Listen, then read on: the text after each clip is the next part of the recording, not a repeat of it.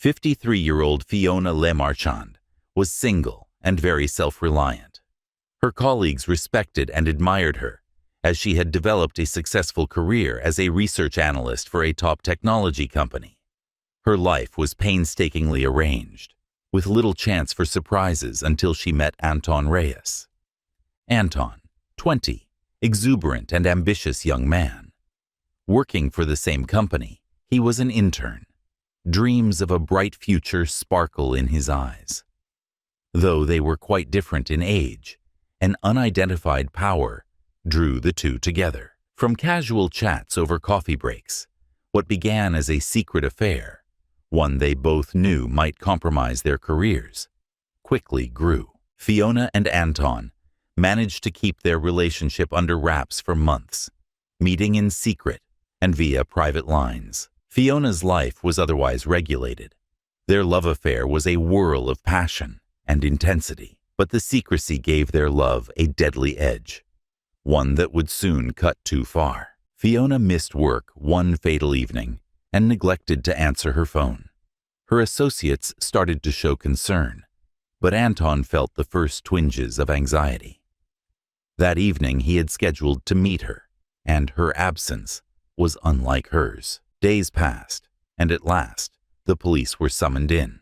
An inquiry was started, and the matter gathered speed right away. Although Fiona's last known whereabouts was her house, she vanished from view. Whispers of her secret affair started to stir suspicion in the investigators.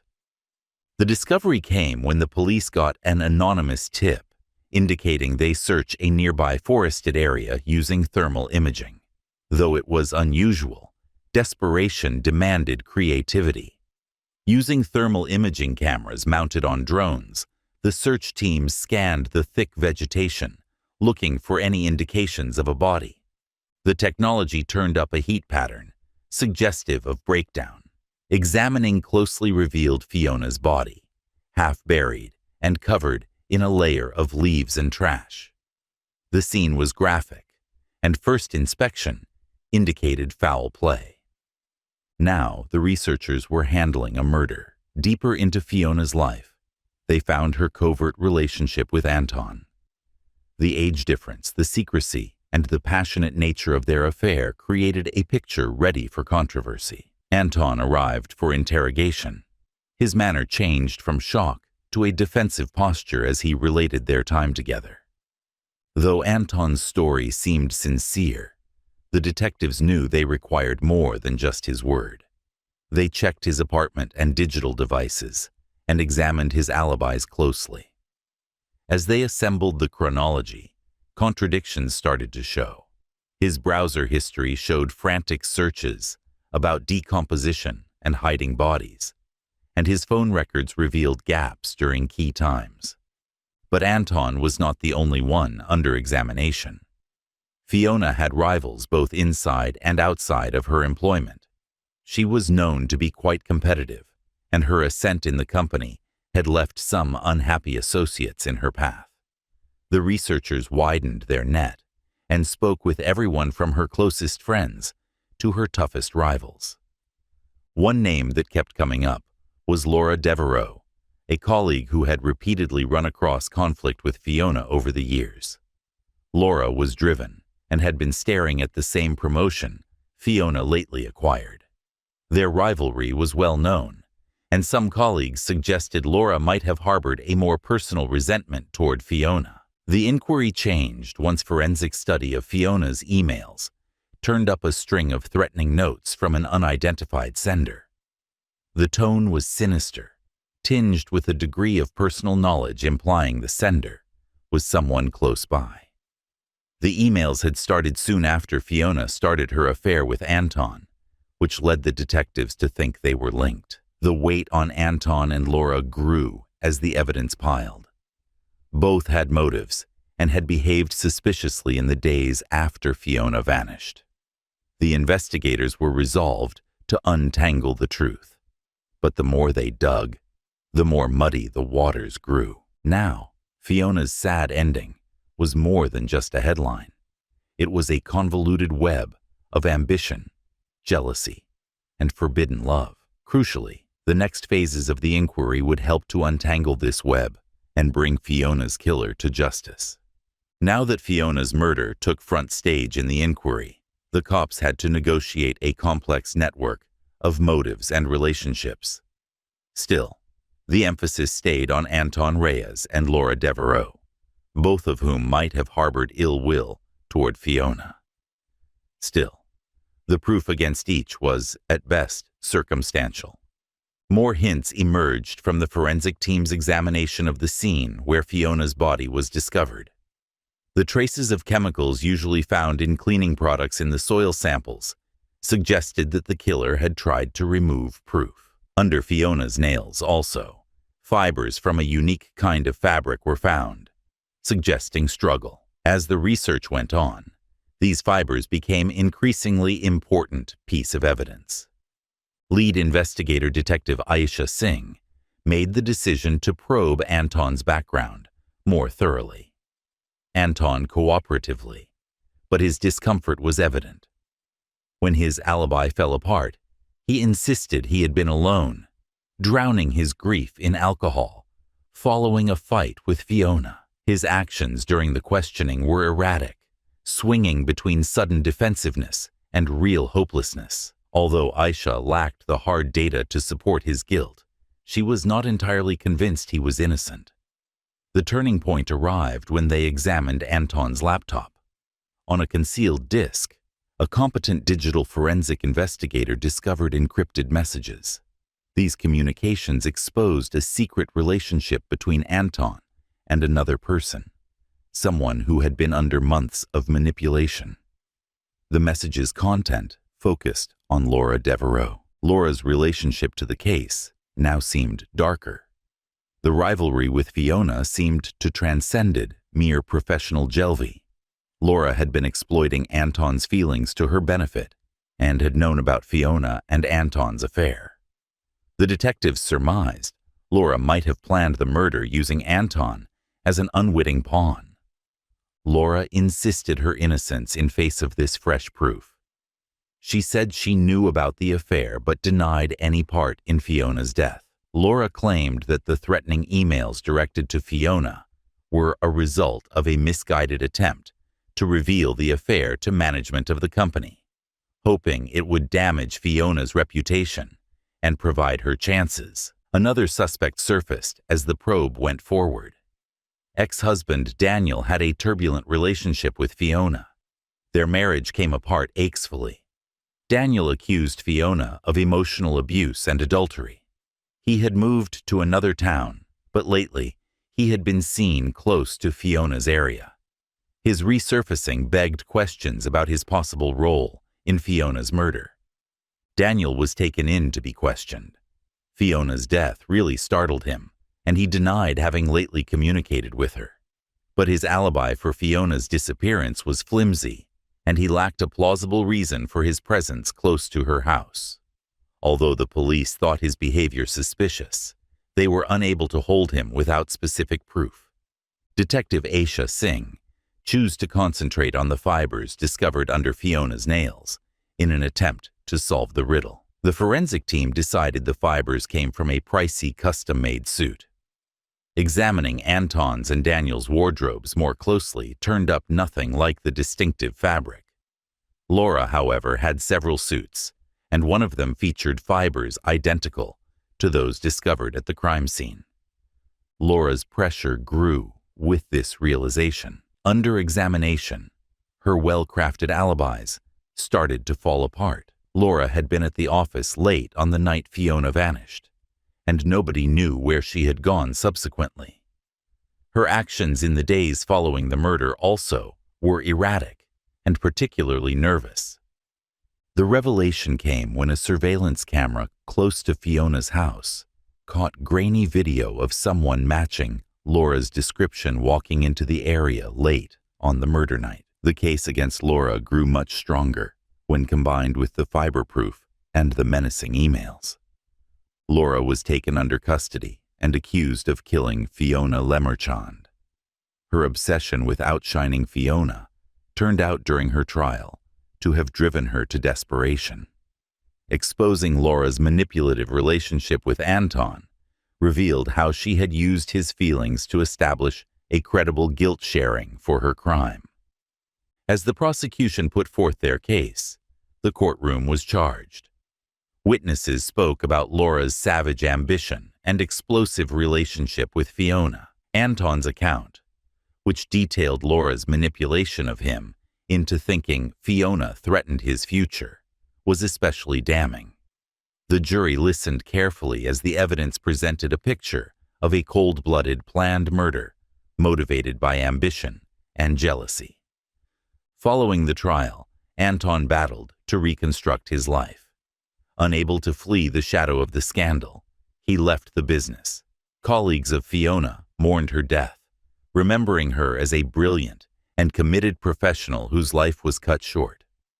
Laura's conviction brought closure, but the trauma left on the hearts of every person engaged would always be there. The public was riveted on Laura Devereaux's trial. Sensationalized by media outlets, Laura was portrayed as a villain who had killed a successful woman out of pure jealousy after manipulating a young man. The close examination of the trial unearthed more on Laura's complicated personality and her conflicted relationships with Fiona and Anton. Claiming Laura was under great pressure and mentally unstable, her defense tried to present her as a victim of events. They contended that the threatening emails were a cry for help from a woman pushed to her limits, not evidence of a murder plot. The evidence was overwhelming even with their best efforts. Detective Aisha Singh stood up. Her testimony helped to destroy the defense's story. She created a thorough chronology, painstakingly noting Laura's activities prior to the murder. The jury was much influenced by Aisha's cool head and methodical approach of presenting evidence. A former colleague of Laura's, Marta, turned out to be one of the most damning pieces of evidence since Laura had confided in her about her great jealousy toward Fiona. Marta said Laura had said several vague remarks regarding getting rid of obstacles in her road. Together with the fiber evidence and the surveillance footage, this testimony presented a damning picture. Reluctant witness, Anton Reyes had a young face, marked with guilt and grief. He told how he had been under Laura's spell, coerced into thinking Fiona was using him. His account revealed how Laura had manipulated his aspirations and insecurities, so revealing a mix of guilt and innocence. It was clear as the trial went on, Laura had carefully thought out the murder. The prosecution offered proof Laura had looked at ways to evade detection, including thermal imaging, to guarantee the body was well hidden, and cleaning chemicals to eliminate traces of evidence. Her cold, deliberate approach to the crime stood in sharp contrast to the defense's presentation of her as mentally ill. Laura's stand during the trial marked its climax. Her calm was disturbing, and she insisted she was being framed, so preserving her innocence. Under cross-examination, though, holes started to show in her narrative. Her confident mask began to fall apart when faced with the fiber proof and the surveillance footage. The prosecution made a strong last case. Laura, they said, was a woman motivated by jealousy and ambition, who would have anyone standing in her path eliminated.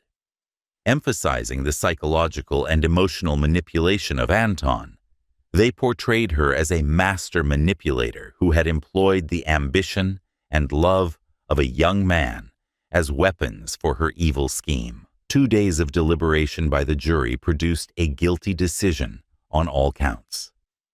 Laura Devereaux received a life sentence without chance for parole.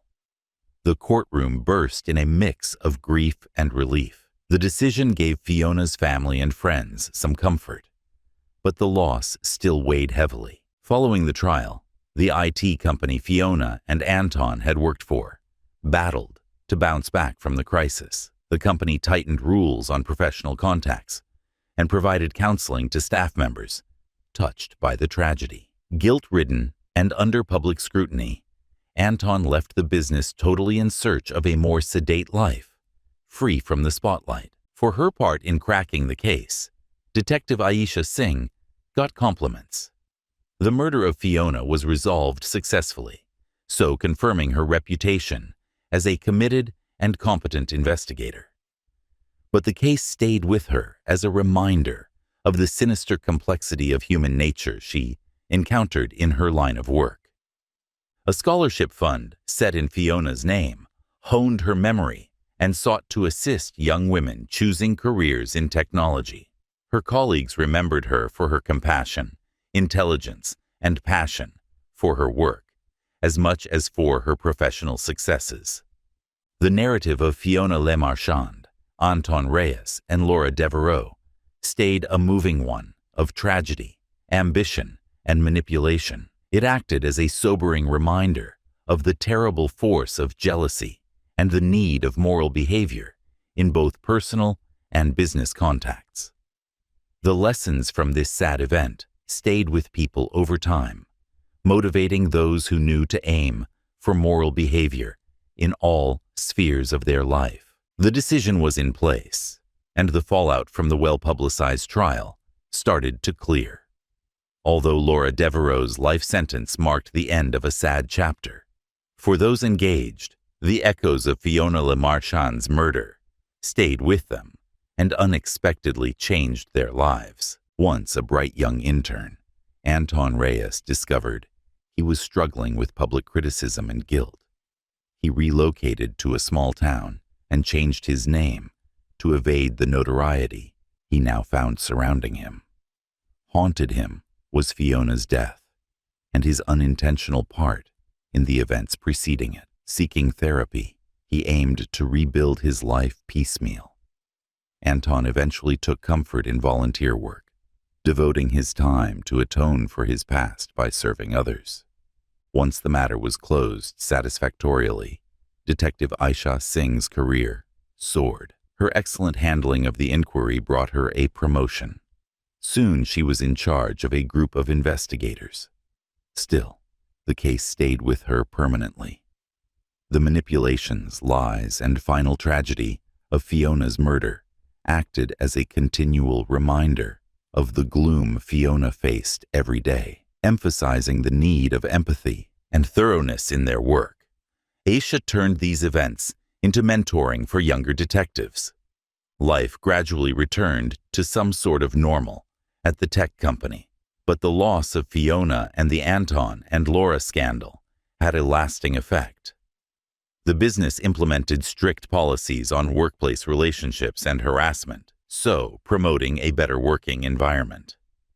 Employees were given access to counseling programs, and a fresh emphasis on mental health and well-being turned into pillar of the corporate culture. By means of the scholarship fund set in her name, Fiona's colleagues kept honoring her memory. The Fiona Le Marchand Scholarship gave young women seeking technological professions chances Fiona herself had advocated. Every year, as fresh scholarship recipients were announced, Fiona's legacy of empowerment and excellence was honored to make sure her spirit persisted in the dreams of the next generation. Now, a confirmed killer, Laura Devereaux confronted the harsh reality of life behind bars. She spent her days thinking back and feeling guilty. Once the motivation behind her extreme actions, her ambitions seemed empty and pointless. Laura battled the decisions she had taken and the lives she had wrecked in the solitude of her cell. She sought atonement in prison programs, hoping to find some sort of peace, even with her severe sentence. In the larger society, the story functioned as a warning. Media coverage broke out every element of the inquiry and trial, generating a lot of debate on workplace ethics, the risks of unbridled ambition, and the effects of emotional manipulation. Fiona's narrative became a benchmark for discussions on mental health, motivating people to get support and treatment before desperation drove permanent behavior. Years passed, yet the memories of Fiona, Anton, and Laura stayed with me, now flourishing under a fresh attitude of compassion and integrity. The tech company was evidence of the tenacity of its staff. Fiona's name stayed linked with intelligence and compassion. Her legacy encouraged many women to boldly follow their aspirations. Having discovered a new direction in life, Anton wrote a memoir, including his experiences and the lessons he had gained. Title: Echoes of a Silent Heart. The book became a bestseller and moved readers all around. By means of his words, Anton aimed to honor Fiona's memory by sharing their narrative, so fostering understanding and healing. Though her career took off, Detective Aisha Singh never forgot the case that defined her path. She kept pushing for justice and empathy in law enforcement so that every case she worked on got the same commitment and compassion that had brought Fiona's killer to light. The untimely death of Fiona Lemarchand changed the lives permanently as the last chapter of this sad tale closed, opened forward with lessons of love, ambition, and the continuous search for justice. The echoes of her life and the dramatic events that followed acted as a reminder that hope and resiliency could illuminate the road to healing and atonement, even in the shadow.